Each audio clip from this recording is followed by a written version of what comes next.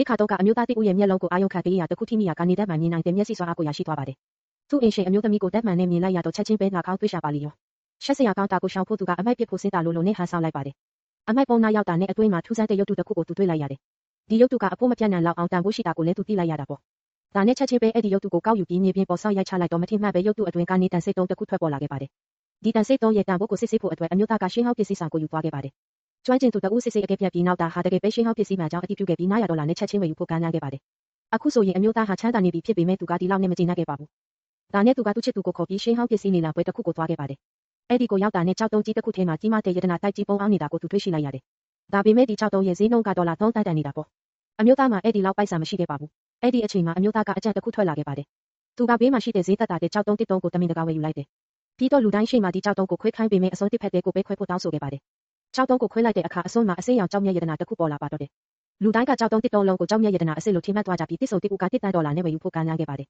။အမျိုးသားကချက်ချင်းပဲသဘောတူခဲ့ပါတယ်။ဒီလိုရကြောင်သူ့ချစ်သူကအအော်ရှုပ်ထွေးနေခဲ့ပါတယ်။ဘာလို့လဲဆိုတော့ကြောက်တုံးတစ်တုံးလုံးသာကြောက်စိမ့်ဆိုရင်အနည်းဆုံး$10လောက်တန်ဖိုးရှိနေမှာဖြစ်လို့ပါပဲ။အမျိုးသားကလည်းတိတ်အများကြီးရှင်းပြမနေခဲ့ပါဘူး။အဲ့ဒီအချိန်မှာဝယ်သူကသူ့လူတွေကိုကြောက်တုံးကိုဆက်ပြီးခွဲခါလိုက်တဲ့အခါအတွင်းမှာဘာမှမရှိဘဲလုံးဝအသုံးမဝင်တဲ့အမိုက်အဖြစ်ပြောင်းလဲသွားတာကိုတွေ့ရှိခဲ့ရပါတော့တယ်။အဲ့ဒီအခါမှာပဲအမျိုးသားရဲ့ချစ်သူကသူ့ဘာလို့အဲ့လိုလုပ်ခဲ့တဲ့ဆိုတာနားလည်သွားခဲ့ပါတယ်။နောက်ပိုင်းမှာအမျိုးသားကသူရရှိခဲ့တဲ့ပိုက်ဆံတွေကိုအသုံးပြုပြီးအကြီးဆုံးကြောက်တုံးကိုဝယ်ယူခဲ့ပါတယ်။ဒါပေမဲ့ဘယ်သူမှသူ့အပေါ်ကောင်းကောင်းမမြင်ခဲ့ကြပါဘူး။တတိကြီးဦးကတောင်းတာကစရဲသားတွေအထွေနေရမဟုတ်ဘူးလို့ထောက်ပြောင်းခဲ့ပါသေးတယ်။အဲ့ဒီနောက်အမျိုးသားကကြောက်တုံးကိုဝန်တန်းတွေစီတွဲပြောင်းပေးလိုက်ပါတယ်။ကြောက်တုံးကိုခွဲလိုက်တဲ့အချိန်မှာကြီးမားတဲ့အေးပြားစိတ်ကြောက်မြတ်ရတနာကြီးပေါ်လာပြီးဒီကြောက်မြတ်ရတနာကအနည်းဆုံး$100တန်ဖိုးရှိပါတယ်။ဒီအဖြစ်ကိုမြင်လိုက်ရတဲ့အခါချမ်းသာတဲ့တတိကြီးလည်းမြင်သက်သွားပါတော့တယ်